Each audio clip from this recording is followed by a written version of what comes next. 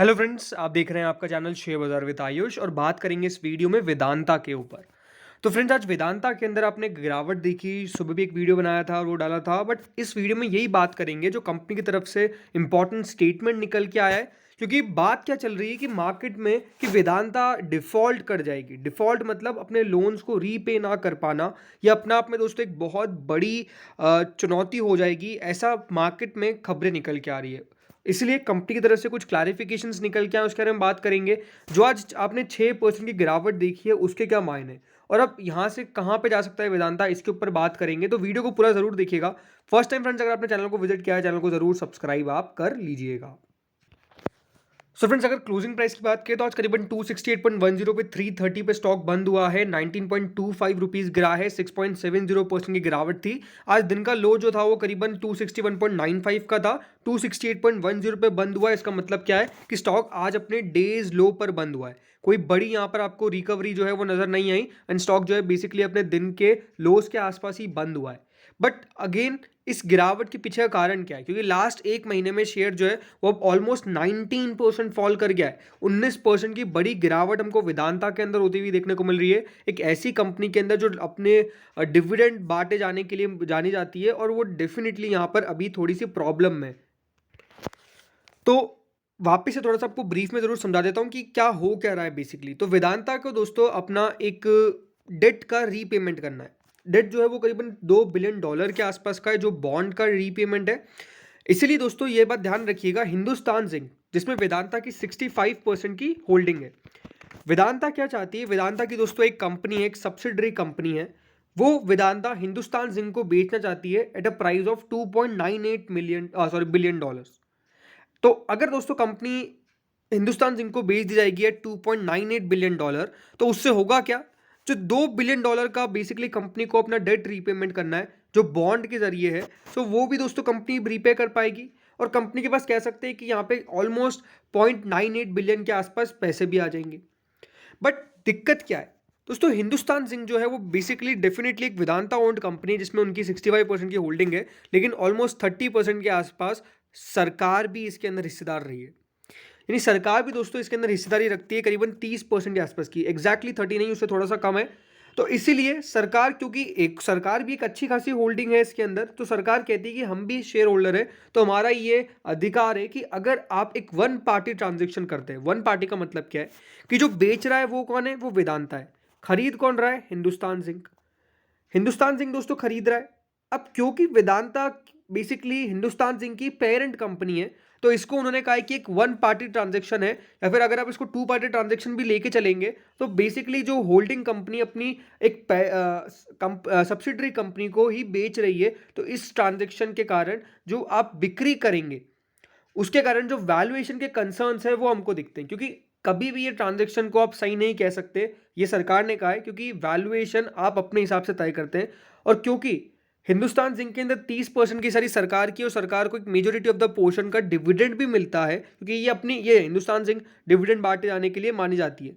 तो सरकार कहती है कि जो आप कैश रिजर्व इसकी यूज करेंगे, क्योंकि हिंदुस्तान जिंक जो बाय करेगी वो कैश से करेगी, तो ये जो कैश है इससे सरकार का डिविडेंड कम हो जाएगा।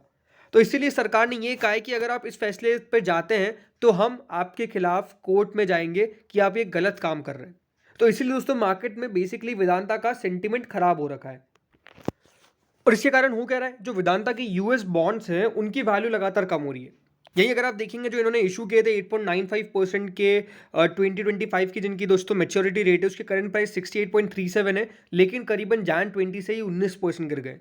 यही अगर कंपनी के एक और बॉन्ड की बात करते हैं, तो वो उसके $66.07 की करंट प्राइस है, जिसकी 2024 में मेच्योरिटी रेट है, वो 17% टूट गए, 17.5% ऑलमोस्ट। एक और है जिसकी 9.25% है, जो करीबन 2026 में ये बंद होगा। इसकी मेच्योरिटी है 65.65 का, 17.4%, ऐसे ही 13.5%, 4%। तो इस तरह से दोस्तों जो वेदांता के यूएस के बॉन्ड्स हैं, क्योंकि कंपनी ने बॉन्ड्स के जरिए पैसा जुटाया था, जो कंपनी को बॉन्ड्स के जरिए पैसे वापस रीपेमेंट करने, बेसिकली उनकी जो प्राइसेस है वो लगातार गिर रही है। एंड क्योंकि लगातार यहाँ पे फेड की तरफ से रेट हाइक भी किया जा रहा है, तो वो जो इंटरेस्ट रेट्स है वो भी लगातार हायर हो रही है, जो एक और बॉन्ड्स के ऊपर दबाव डाल रही है। एंड जो उसकी मेच्योरिटी डेट्स है वो भी आपको पता होनी चाहिए, बिकॉज एक की तो 2023 में ही है, अप्रैल 23 2023, फिर 31 मई 2023, फिर जनवरी 21 2024, अगस्त 9 2024 एंड फिर मार्च 11 2025। तो इस तरह से दोस्तों यहाँ पे मेच्योरिटी डेट्स निकल के आ जाती है। तो कंपनी को ओवरऑल पूरे $2 बिलियन के आसपास पे करने हैं, बट कंपनी के पास पैसा नहीं दिख रहा है। कंपनी को एटलीस्ट अभी $2 बिलियन की भी अगर हम बात नहीं करते तो कम से कम इतना तो कंपनी को कम से कम अभी रेज करना पड़ेगा। अदरवाइज एस&पी ने कहा है कि अगर ये पैसा नहीं जुटा पाती है कंपनी, तो कंपनी की जो क्रेडिट रेटिंग है उसके ऊपर खासा दबाव आ जाएगा। और अगर ये पैसा नहीं चुका पाती है तो एक तरीके से कंपनी डिफॉल्ट की तरफ आ जाएगी, बिकॉज कंपनी अपने लेंडर्स को पैसा दे ही नहीं पा रही है। ये सबसे बड़ा प्रॉब्लम है। तो इस पे कंपनी ने क्या कहा? तो वेदांता के स्पोक पर्सन ने ये कहा कि we are in comfortable position to meet April and Q1 maturity. जैसे मैंने अभी आपको बताया, तो ये पहले तो कहते हैं कि जो Q1 की मेच्योरिटीज है वो बेसिकली हम आसानी से पे कर देंगे, यानी इतना पैसा है। उन्होंने सेकंड क्वेश्चन का आंसर दिया कि ऐसा कोई भी क्वेश्चन ही नहीं आता है कि डिफॉल्ट हम हो जाएंगे। उन्होंने कहा कि एक्सेप्ट CIRCA 6.8% जो HZL, ये इसकी बिक्री करने वाली company, HZL shares other holdings are not pledge, यानी 6.8% ऑफ HZL शेयर्स ही यहाँ पर प्लेज हैं, बाकी कोई भी शेयर्स उन्होंने प्लेज नहीं रखे। उन्होंने ये भी कहा there is no risk of anyone selling shares, यानी कोई भी यहाँ पर रिस्क नहीं है कि कोई भी हमारा प्लेज होल्डर शेयर बेचेगा। तो यहाँ पर कह सकते हैं कि कंपनी डेफिनेटली मार्केट को ये तो कहने की कोशिश कर रही है कि कोई दिक्कत नहीं है, बट डेफिनेटली दिक्कतें हैं, क्योंकि सरकार की तरफ से ये स्टेटमेंट निकल के आना कि हम आपके फैसले के विरुद्ध कोर्ट में चले जाएंगे, ये अपने आप में दोस्तों एक बहुत बड़ा क्वेश्चन रेज करता है। लेकिन कंपनी डेफिनेटली उन क्वेश्चंस का आंसर देने की पूरी पूरी कोशिश कर रही है। लेकिन कह सकते हैं कि मार्केट में जैसे ये खबर निकल के आई, बिकॉज ये स्पोक पर्सन का बयान निकल के आ गया था मार्केट आज में, बट उससे कुछ खास कंपनी के स्टॉक्स पे रिकवरी आपको नजर नहीं आई। 9% से जरूर 7% के करीब नीचे बंद हुए, बट गिरावट तो कंटिन्यू थी। सो अब देखना होगा कि आगे किस तरह से ये होता है। अब वेदांता ने जो यहाँ पर कह सकते हैं बेसिकली जो भी AGM बुलाई है, एक्स्ट्रा ऑर्डिनरी जनरल मीटिंग, इसमें माना ये जा रहा है कि जो यूनियन गवर्नमेंट है वो इनके खिलाफ वोट करेगी, मतलब इस फैसले के खिलाफ वोट करेगी कि वो HZL शेयर्स को बाय नहीं करना चाहिए फ्रॉम हिंदुस्तान जिंक बनी। हिंदुस्तान जिंक की बेसिकली मीटिंग होगी, EGM होगी।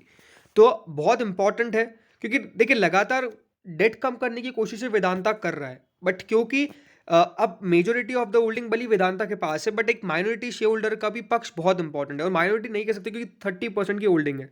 तो देखना होगा कि यहाँ पर क्या होता है। स्टॉक्स के अंदर जरूर गिरावट है, बट अभी गिरावट रुकने का आसार तभी दिखेगा जब कंपनी जो है वो अपने ऑब्लिगेशंस को पूरी तरीके से सही कर पाएगी, पे आउट कर पाएगी। तो वो डेफिनेटली एक सबसे इंपॉर्टेंट कंपनी के लिए एस्पेक्ट रहने वाला है। तो इस वीडियो में तो इतना ही था, बाकी आप लोग क्या मानते हैं? हाँ, कल के लेवल्स की बात करें तो करंटली स्टॉक देखिए न्यूज़ फ्लो पे चल रहा है, तो मुझे लगता है कि डेफिनेटली अगर कोई पॉजिटिव अपडेट निकल के आ जाता है तो स्टॉक के ऊपर वापस से पॉजिटिव रिएक्शन आ जाएगा। बट अगेन अगर नेगेटिव न्यूज़ निकल के ऐसी आती रहेगी तो स्टॉक के ऊपर इफेक्ट उसका डेफिनेटली देखने को मिलेगा, irrespective of the market, irrespective of the industry. भले मेटल स्टॉक्स बढ़िया भी करे तो वेदांता हो सकता है कि थोड़ा सा खराब ही करता हुआ नजर आए। तो इस वीडियो में इतना ही था। होपफुली वीडियो बढ़िया लगा होगा, इन्फॉर्मेटिव लगा होगा। चैनल को जरूर सब्सक्राइब कर लीजिएगा। Thank you friends for watching this video.